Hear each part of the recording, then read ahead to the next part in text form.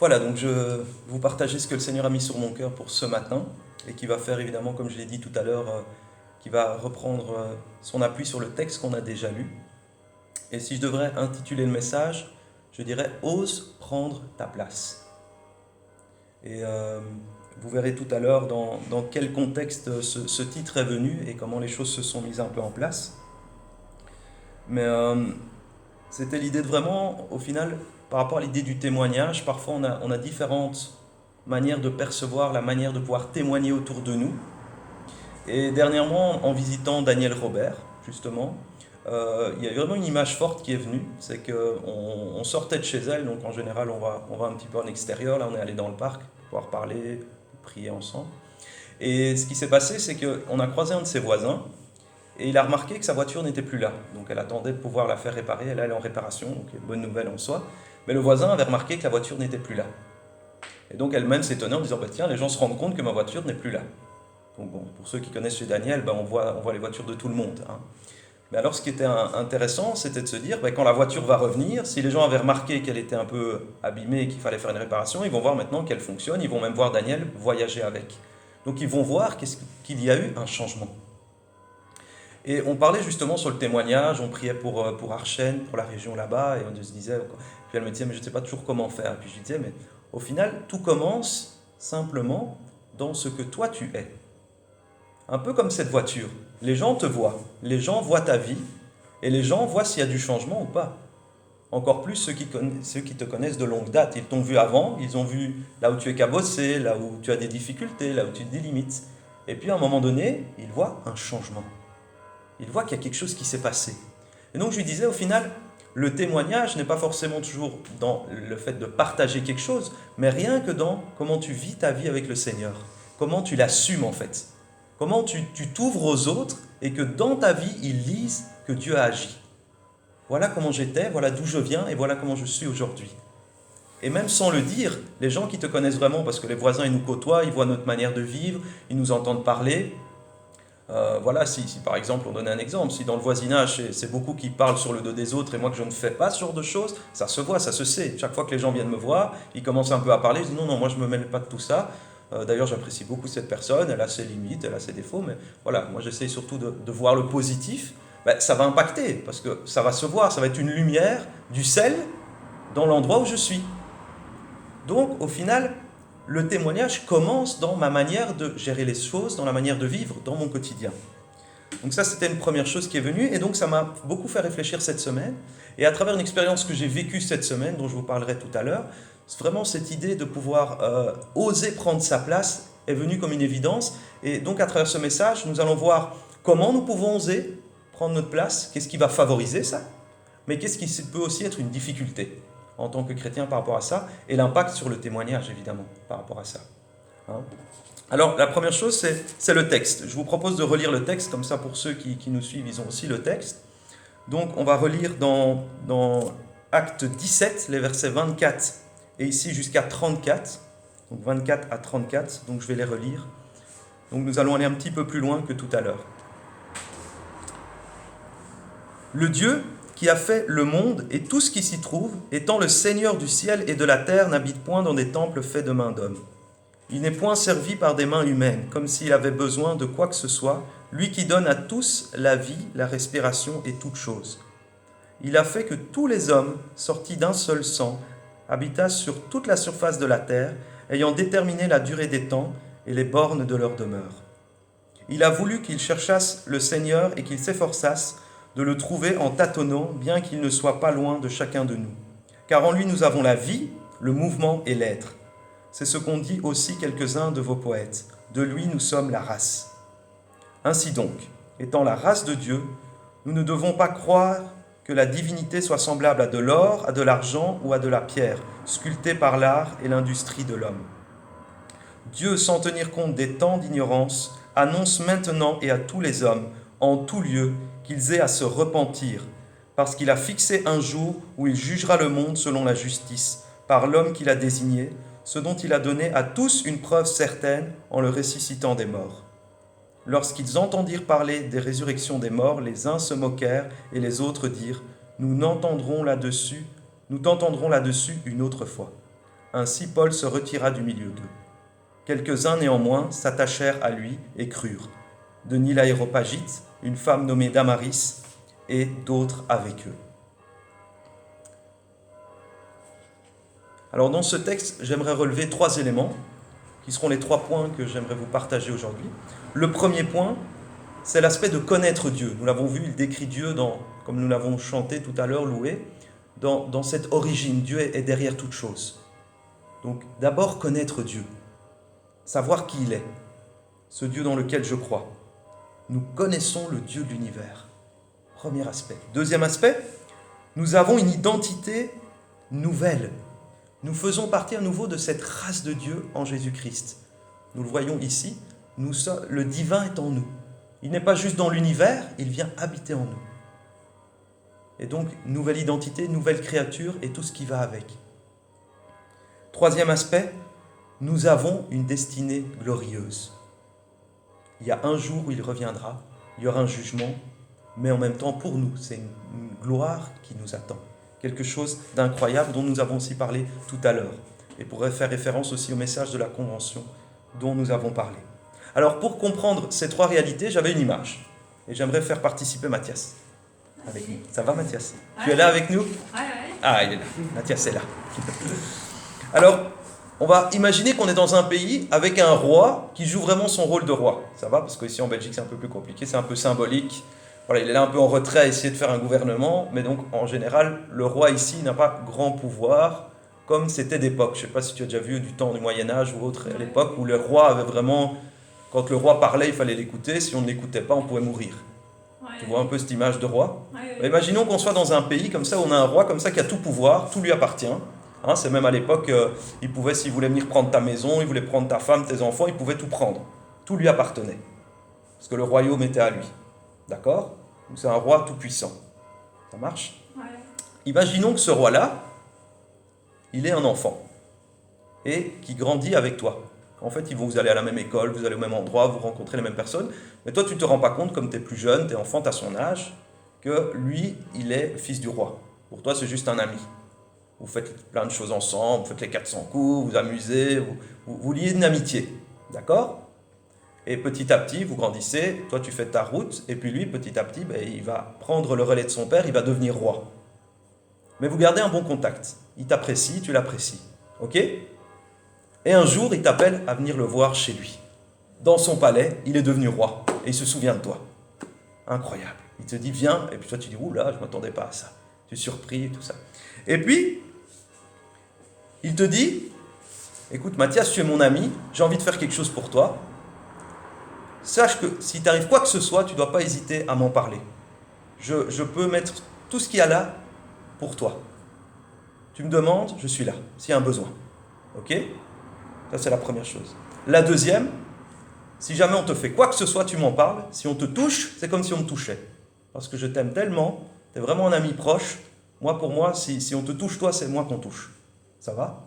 Je suis même prêt, s'il y a vraiment des soucis, à mettre des soldats chez toi, autour de chez toi, pour te protéger. Parce que vraiment, je t'apprécie beaucoup. Ok? Oui. Donc, on est jusque-là. Et je suis en réflexion parce que je suis en train de préparer des choses. Mais j'ai vraiment à cœur, et c'est ça que je suis en train d'organiser, je suis en train de faire des travaux pour le moment, mais j'aimerais qu'il y ait une aile dans mon château rien que pour toi. Mais ce n'est pas pour tout de suite parce que c'est en construction. Mais je t'apprécie tellement que je te voudrais près de moi. Et même que tu puisses, voilà, j'ai maintenant reçu le règne sur ce pays. J'aimerais que tu sois à côté de moi et que tu puisses le faire avec moi. Mais ce n'est pas encore pour tout de suite parce que c'est en travaux. Mais un jour, tu auras ta place à côté de moi et on régnera ensemble. Ok?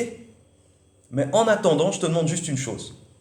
C'est que comme je suis prêt à m'engager tout ça pour toi, au final, tu es un petit peu, là où tu es, mon représentant. Parce que les gens vont savoir que je vais m'investir pour toi. Donc ils vont savoir que tu représentes mon nom là où tu es. Tu représentes le roi. Parce que le roi met sa garde, prêt à mettre sa garde à disposition, il est prêt à tout mettre à disposition, il est prêt à faire tout ça. Et donc en échange, tu sais que tu me représentes. Donc ça veut dire que si tu fais des erreurs, c'est mon nom que tu salis. Si tu fais des bêtises, si tu voles de l'argent, si tu fais quoi que ce soit, c'est comme si c'est moi qui le faisais. Ça, c'est le contrepartie. Ok? Comment tu le vivrais? Qu'est-ce que ça te ferait de savoir ça? Est-ce que tu dirais, ouais, super, enfin, comment que tu réagirais? Si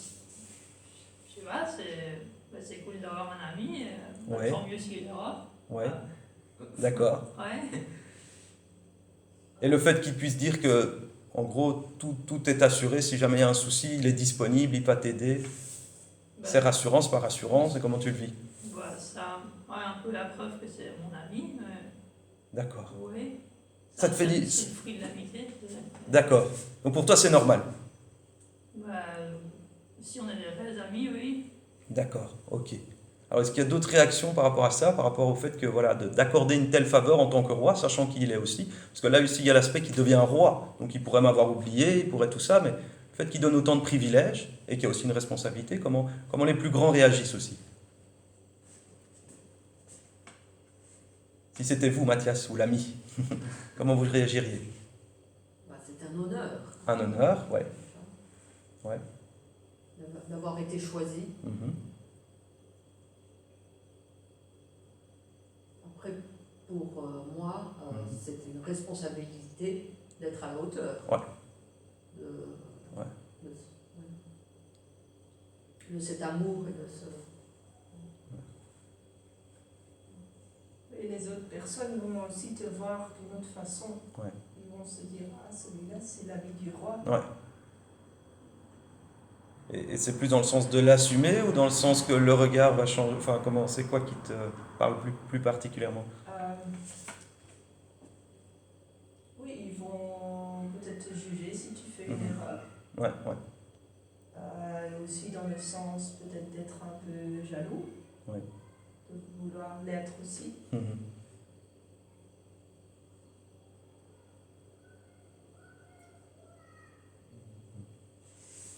Ok. Gardons cette image en tête, parce qu'au final, moi-même, en la recevant avant le message, je me suis dit, ça me parle beaucoup par rapport à l'idée du témoignage au final. Parce que c'est pas toujours l'idée qu'on se fait du témoignage, mais au final, en Christ, c'est ça. Je deviens l'ami du roi. Il m'a choisi, j'ai un privilège et une responsabilité. Et plus je vais l'assumer, plus au final, les gens vont le voir autour en se disant, mais c'est pas n'importe qui en fait, c'est parce qu'on est co-héritier, parce que souvent on dit qu'on est fils du roi. Non, on est co-héritier avec le roi, on est fils de Dieu, fils et fille de Dieu, et co-héritier avec le roi. On est appelé à régner avec le roi. Donc c'est à la fois le privilège et la responsabilité. Et il y a des promesses qui sont faites aussi, comme nous l'avons dit tout à l'heure. Et nous allons y revenir. Donc, moi j'ai fait l'exercice aussi, je me suis dit que je serais à la fois honoré, fier aussi, serein. S'il me dit que tout est garanti, si j'ai un pépin, je peux venir le voir, c'est la paix. Que ce soit financier, que ce soit différents peut-être problèmes même liés à l'hôpital, si je me dis que je n'aurai pas les moyens pour tel, je sais qu'il est là. Donc il n'y a aucun souci par rapport à ça. Et le fait même de le représenter, il y a une sorte d'immunité qui est là. On ne peut presque pas me toucher. Il m'a dit que s'il y a quoi que ce soit, il me défendrait. Donc je me sens presque inébranlable. Qui peut me faire quoi que ce soit? Alors il n'a pas dit qu'on ne m'embêterait pas, mais si on m'embête, lui intervient. Donc ça aussi, parce que même le roi, on peut se moquer de lui, Jésus, on s'est moqué de lui. Donc il y a des choses qui peuvent se faire, on peut avoir des jugements, des jalousies autour de nous, mais la position ne change pas. Et le roi est prêt à intervenir. Et en même temps, la dernière chose, c'est la responsabilité. Je me sens responsable, et donc je ne suis pas dans la perspective, je dois essayer de ne pas faire de bêtises. Non, je représente le roi, et donc dans ma manière de tenir, dans ma manière d'être, dans ma manière des relations, je sais qu'il y a quelqu'un derrière moi, quoi. Mais pas qu'il me flique, c'est que je veux l'honorer. Il m'a donné une chance incroyable, une bénédiction que moi-même je ne pouvais pas m'offrir, mais grâce à lui, j'ai cette position, cet avantage, et donc je veux être reconnaissant par mon attitude et bien faire ça. Donc c'est toute autre approche. Et donc, comme j'ai dit, on peut facilement faire le parallèle, et souvent on ne le fait pas, et c'est parfois difficile de le voir comme ça. En tant que chrétien, c'est logiquement la position dans laquelle nous sommes. C'est cette nouvelle identité qui nous donne. Quand on a lu dans le texte faire partie de la race divine, c'est cela en fait. On fait partie, on est frère avec le roi des rois. On le dit, on le chante, mais dans quelle dimension on s'en rend compte? Et donc la première chose, souvent pourquoi ça coince, c'est parce que souvent je ne réalise pas vraiment au final ce que ça signifie que Jésus est roi. Je regarde le monde qui tourne, jusqu'où je me rends compte que derrière tout ça, il y a un roi qui règne. Je ne m'en rends pas compte. J'oublie parfois. Je me lève le matin, je sens mes douleurs, je sens ce qui se passe là, mais je ne me projette pas sur le fait que je suis ami du roi. Oui. Voyez, donc la perspective n'est pas là tout de suite. C'est pour ça la prière, la louange va faire que je me rappelle qui il est. Dès le matin, fais-moi entendre tes bontés. C'est ça en fait. Rappelle-moi qui tu es pour que je sache qui je suis. Et que je marche sur la terre en tant que ton représentant. Donc d'abord se souvenir. Et souvent, si notre ancienne mentalité, le fait qu'on ait vécu sans le roi, et que maintenant qu'on a mis notre foi en lui, c'est une nouvelle vie qui s'offre à nous, mais souvent on vit comme avant. On pense qu'on n'a pas changé, on pense qu'on est toujours le même, on voit nos erreurs qui reviennent. Mais non, c'est lui qui dit, c'est lui qui choisit, qui dit maintenant tu es mon représentant. Je te lave, je te donne des beaux habits, je m'occupe de toi. Je m'occupe même de te changer, de transformer ton cœur, de transformer. Laisse-moi faire. Toi, sois. Représente-moi.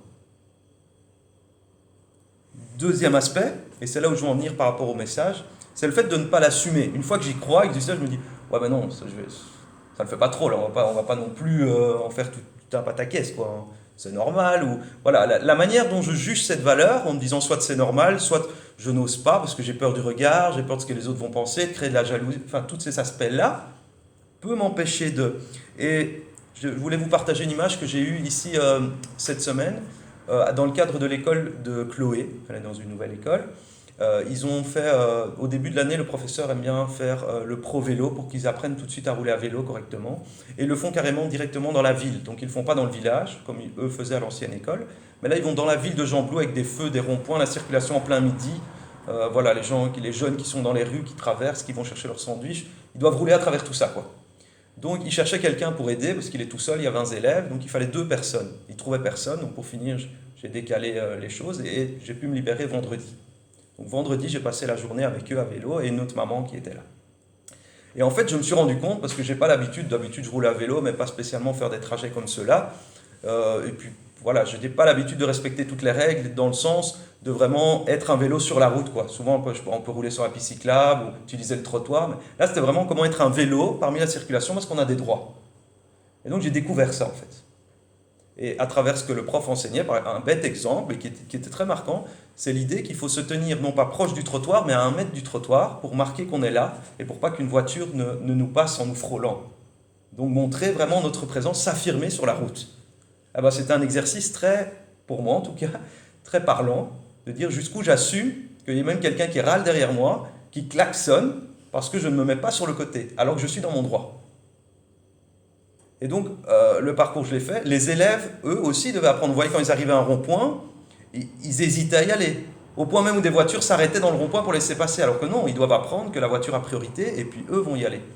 Et une fois qu'ils y vont, ils y vont. C'est pas je m'arrête au milieu parce qu'il y a une autre voiture qui arrive de l'autre côté et je panique. C'est vraiment de leur dire, allez-y, vous êtes dans votre droit, vous pouvez y aller. Et donc, cette image m'a fort parlé par rapport à tout ce qu'on est en train de partager, de dire jusqu'où j'assume mes droits, j'assume ce que Dieu me donne, j'assume ma position, j'assume qui je suis en tant que chrétien, mais en tant que pas chrétien dans l'image qu'on peut parfois en avoir, ça on y reviendra, mais en tant qu'ami du roi, en tant que fils de Dieu, dans les privilèges qu'il me donne, dans les droits qu'il me donne sur la terre. Jusqu'où je m'assume et je le vis pleinement. Et on peut le dire aussi même dans les droits que j'ai dans la société. Parce que parfois on peut avoir cette image du chrétien qui va toujours par la grâce et dire bon, c'est pas trop grave si on m'a fait ça, ce coup-là, non, oh, on ne va pas aller en justice parce que voilà, on va lui faire grâce, on va pardonner. Non, j'ai des droits. Et je suis aussi appelé à pouvoir profiter de ces droits et de ces privilèges aussi, de tout ça ensemble. Et comment je l'assume ça? Tout en ayant le cœur ouvert, etc. Mais vous voyez, de pouvoir assumer pleinement ces choses. Et l'image qui était forte aussi, parce que souvent nous on n'est pas klaxonné et tout ça, mais le fait d'assumer notre foi peut faire qu'on peut avoir des critiques, on peut avoir des moqueries, des choses qui ne vont pas, voire dans certains pays ça peut être pire. Mais donc jusqu'où malgré ça je l'assume, je reste dans mes positions. Les gens autour de moi vont dans cette direction-là, moi je garde mes positions. Et donc ça m'a vraiment fort parlé par rapport bêtement aux coups de klaxon qui pouvaient être là derrière, que les enfants, même pour les enfants, ils faisaient des coups de klaxon, il y en a qui dépassaient, c'était vraiment risqué. Mais bon, ils ont été protégés jusqu'au bout.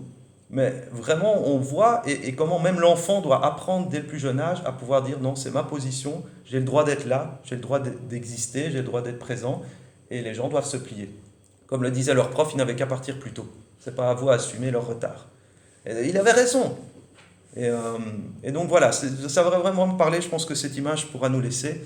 Dans d'autres pays, il y a des belles pistes cyclables, il y a peut-être moins de problèmes comme ça, mais ici en Belgique, voilà, on doit souvent rouler sur la route et assumer qu'on est là, et il y a des choses qui sont mises en place pour qu'on puisse le faire pleinement. Alors un dernier aspect qui peut parfois nous bloquer aussi, dans le fait, donc on a vu premièrement le fait de ne pas réaliser tout ça, deuxièmement le fait de ne pas assumer tout ça, et troisièmement, c'est un peu toutes les fausses images qu'on peut avoir du chrétien, du témoignage, de l'évangélisation. On a plein de choses. Et puis tout ce que le diable aussi nous met en tête, ou tout ce que parfois on nous a éduqué, mais qui n'était pas tout à fait juste. Hein. Par exemple, l'idée qu'un chrétien, c'est pas la mode, c'est démodé, c'est vieillot. La Bible, c'est poussiéreux, ça n'intéresse personne, ça n'intéresse plus personne. On ne considère plus Dieu dans la société, il n'y a plus d'intérêt. Vous voyez, cette mentalité qu'elle a ambiante. Le fait aussi qu'on risque de se moquer de nous. Hein, le fait que ça risque d'être difficile. Même souvent, on peut entendre parfois après un baptême, c'est maintenant que ça commence. Hein. Là, tu vas voir, tu vas t'en prendre des belles. Quoi. Donc on commence déjà avec cette idée que, oula, vaut mieux que je me cache, vaut mieux que je me camoufle, parce que, oulala. On n'est pas en mode, t'inquiète pas, Dieu est avec toi, quoi qu'il arrivera. Non, c'est souvent l'inverse. Vous voyez cette image qu'on peut laisser, qu'on donne à l'enfant parfois, ou aux très jeunes dans la foi. Attention là, hein, t'attends pas une vie de confort maintenant. Maintenant, il y en a un qui t'attend au tournant. Maintenant, qui voit que tu veux te lever, il va te remettre à terre, quoi. Il va te remettre à ta place. Donc, c'est parfois même les messages qu'on voudrait encourager pour dire t'inquiète, tu vas vivre des choses difficiles, nous on le comprend, mais qui n'est pas dans la perspective de dire non, tu es l'ami du roi, donc même si Satan vient tourner autour de toi, ne t'inquiète pas. Tu sais que tu as les anges qui sont là, il y a la garde du roi qui est là, t'inquiète pas. Il ne peut pas t'atteindre, il est déjà vaincu. Tout autre message.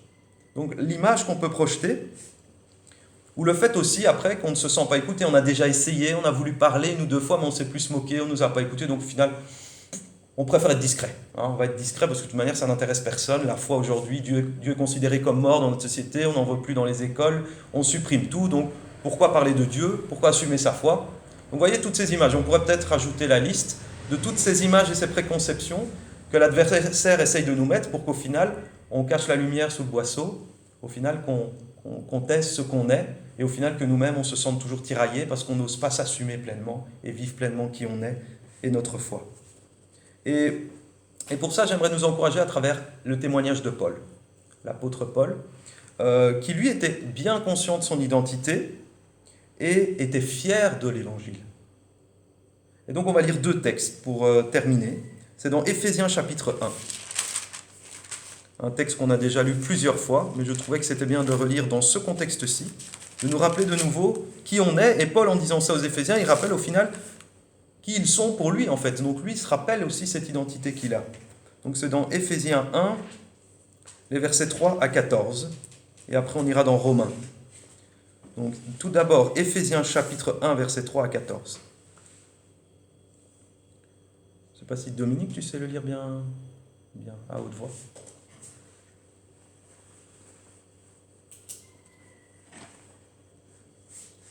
Béni soit le Dieu et Père de notre Seigneur Jésus-Christ, qui nous a bénis de toute bénédiction spirituelle dans les lieux célestes en Christ. En lui, Dieu nous a choisis avant la création du monde pour que nous soyons saints et sans défaut devant lui. Dans son amour, il nous a prédestinés à être ses enfants adoptifs par Jésus-Christ. C'est ce qu'il a voulu dans sa bienveillance, pour que nous célébrions la gloire de sa grâce, dont il nous a comblés dans le bien-aimé. En lui, par son sang, nous sommes rachetés, pardonnés de nos fautes, conformément à la richesse de sa grâce. Dieu nous l'a accordé avec abondance, en toute sagesse et intelligence. Il nous a fait connaître le mystère de sa volonté, conformément au projet bienveillant qu'il avait formé en Christ. 14. Pour le mettre à exécution lorsque le moment serait venu, à savoir de tout réunir sous l'autorité du Messie, aussi bien ce qui est dans le ciel que ce qui est sur la terre.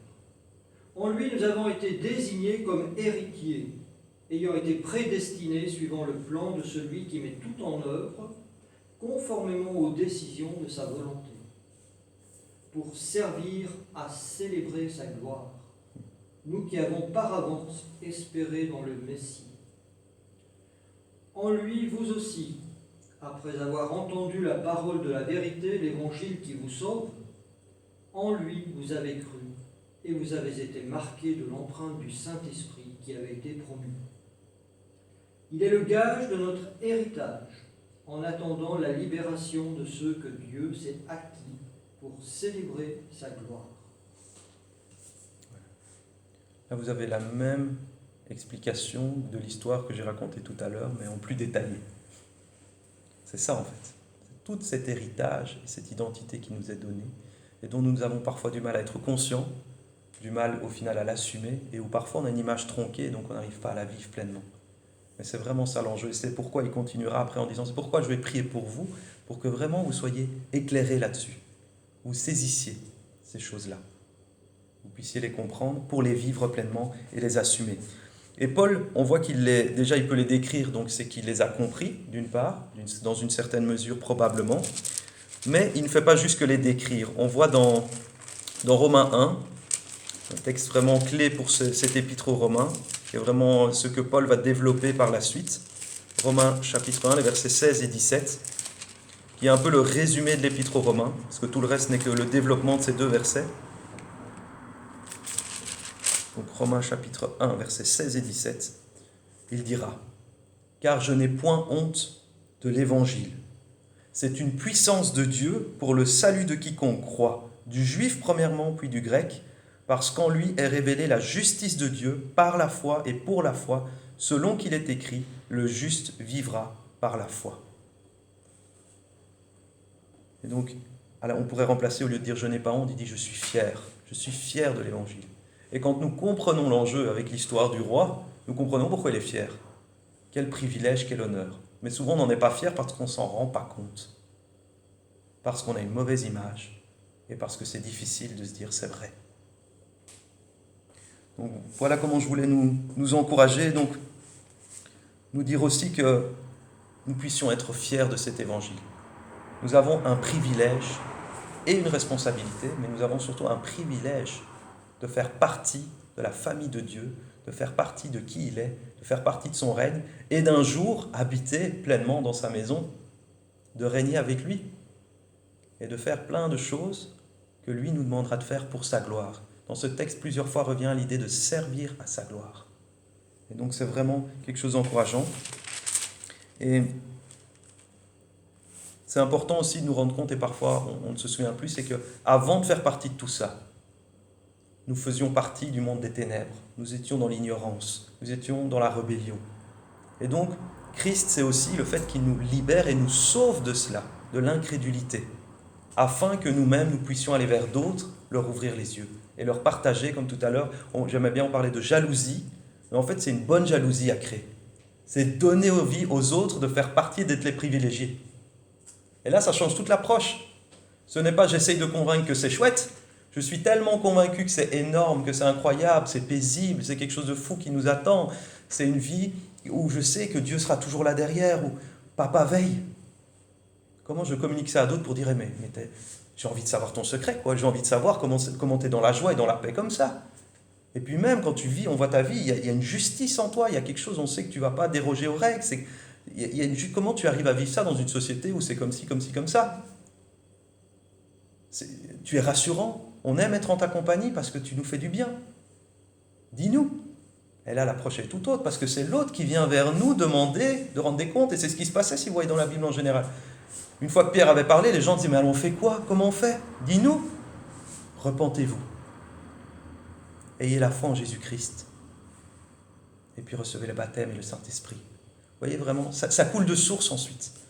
Donc nous sommes vraiment encouragés à être fiers de cet évangile, à nous rappeler ces choses. J'aime beaucoup aussi quand Marie va savoir qu'elle va avoir le Sauveur en elle, qu'elle va devoir accepter la mission. Il est dit qu'elle se repassait ces choses en elle. Donc elle n'en a pas parlé à tout le monde, mais elle se repassait les choses en elle et ça la mettait dans la joie.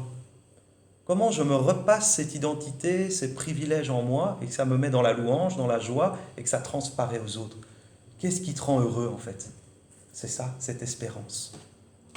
Voilà, et donc je nous encourage aussi à ne pas hésiter à revoir les interventions à la Convention qui vont compléter ce panneau-là, global, et qui vont nous parler plus particulièrement de ce qui arrive et de comment le vivre.